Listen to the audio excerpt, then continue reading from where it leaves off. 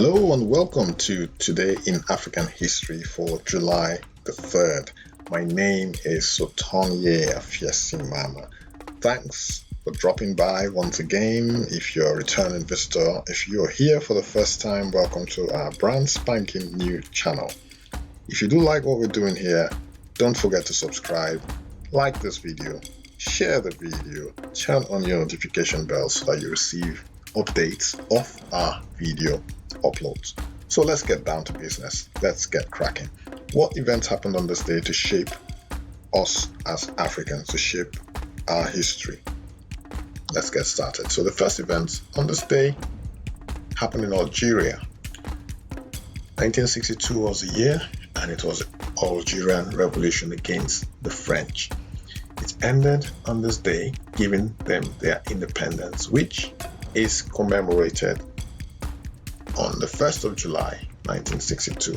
So what happened was that French Algeria held a vote on secession. Secession simply means to leave their colonial masters, in quotes. Okay, so they seceded from France, and it came after a referendum in April in which France had approved the Avion Accords.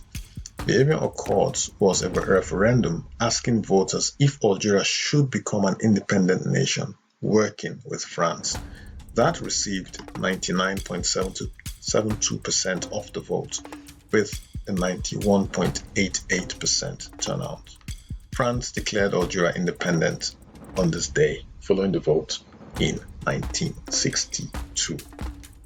Next, on this day, this very young dashing man was killed in 1976. His name is Jonathan Netanyahu, or Yoni Netanyahu for short. He led what has now been known as Operation Jonathan, or Operation Jonathan, but it's spelled phonetically as Jonathan in Jewish. Okay, so he led this operation, originally called Operation Thunderball, which saw an Israeli commando force, which he led, storm Uganda's Entebbe airport. And in the course of that, he freed 103 captives. The year again was 1976. Sadly, he was killed in this operation. Now, I remember watching the movie Raid on Entebbe. Go check this movie out. It's a very, very old movie. Absolutely inspiring movie. How the military leaders at the time in Israel planned this operation to the T, and at the end of everything, 103 captives were freed. None of them lost their lives apart from this young man. Because he was the leader, he had to get into the plane, into the aircraft, the military aircraft last, and a lone sniper's bullet was what took his life. So of course, he's hailed as a hero in Israel today for what he did. And I think that has helped his brother become the longest prime minister in Israeli history. His brother's name, of course, is Benjamin Netanyahu. Okay, so let's move on to the next event that happened on this day. But before we do that, go do your research on Idi Amin, who was a military dictator in Uganda at the time, and all the atrocities that he committed. Okay, we still have a few leaders on the African continent like that today, but they are few and far between now, thankfully, because most African countries have put their foot down to say they will not accept dictatorial reign, which is a positive sign. Okay, so let's go on to the next event for today. This young man, his name is Eddie Edwards. He is a former professional tennis tour player. He was born on this day in 1956. From the middle of the 1970s through the end of 1987, the right-handed Edwards frequently played on tours.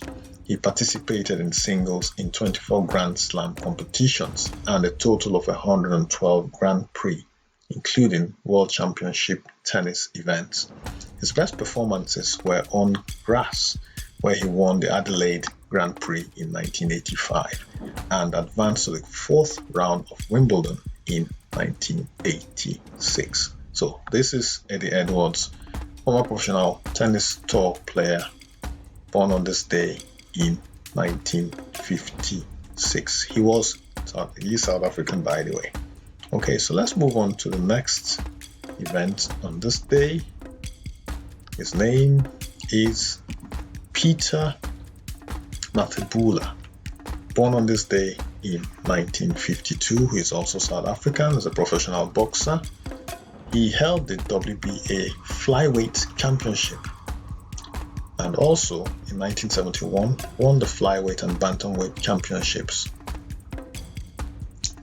In 1978 and 1979 again, he won the bantamweight championship.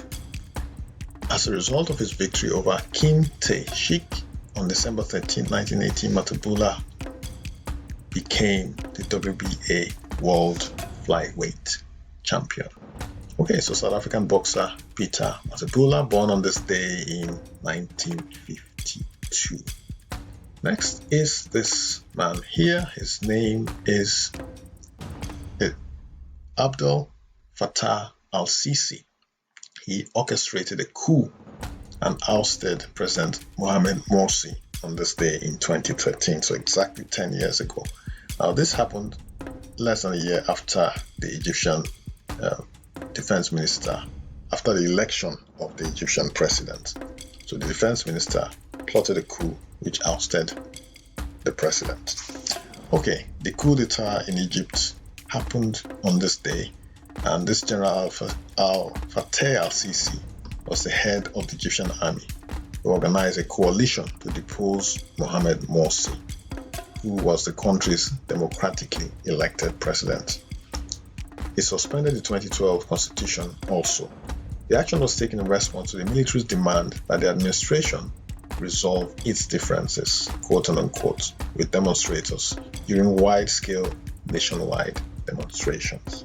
Okay, so it's intriguing why a defense minister would oust the president, his boss. But he did so. I guess he did so for the best interest of the country. I wasn't there. I'm not au fait with Egyptian military history or Egyptian history as a whole. But that's what happened on this day exactly 10 years ago. We have also this young man, absolutely talented young man, Roland Mark Schoeman, OIS. OIS simply means Order of Ikemanga in South Africa.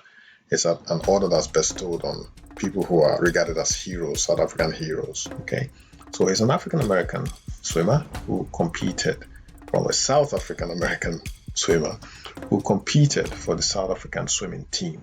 He was born on this day in 1980, and at the 2004 Summer Olympics in Athens, he took home 3 medals: a gold in the 4x100 meter freestyle, a silver in the 100 meter freestyle, and a bronze in the 50 meter freestyle.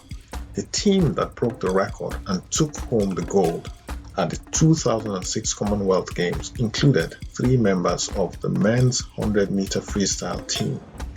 In the 100 meter freestyle and 100 meter butterfly, he also won gold. So this is one talented young man. So born on this day in 1980. So happy birthday, Roland Mark Schoeman, OIS, Order of Ikemanga. Next, we have this journalist called Bankole Timothy, wrote this biography of Dr. Kwame Nkrumah, first president of Ghana. Sadly, we don't have a picture of the journalist from Sierra Leone, Emmanuel Bankole Timothy. Bankole, if you guys are au fait with African names or Nigerian names, it sounds like a Yoruba name. And probably it's a name that was given to him by maybe a Yoruba relative of the Sierra Leoneans. Adopted this name. His Sierra Leonean parents thought, we're just going to give him this name. Or perhaps they were descended from Yoruba people. You can do some research on the internet to find out why a Sierra Leonean would be called Bankole. But yes, he on this day was born in 1923. He died on the 20th of June 1994. He also published Albert Magai's biography. Albert Magai was a Sierra Leonean prime minister who was in charge of the country between 1964 and 1967. Mr. Timothy also worked at the Daily Graphics as the daily graphics editor in Accra for many, many years. The picture above is one of the books written by the author. So, biography of Kwame Nkrumah by Bankole Timothy. So that's it, folks, for Today in African History. Join us tomorrow, July 4th, for another educative video. Thanks for dropping by. If you haven't subscribed yet, subscribe, like the video, share the video, turn on your notification bell so that you're notified whenever we release another video. Thanks again for dropping by. We appreciate the support. Bye for now.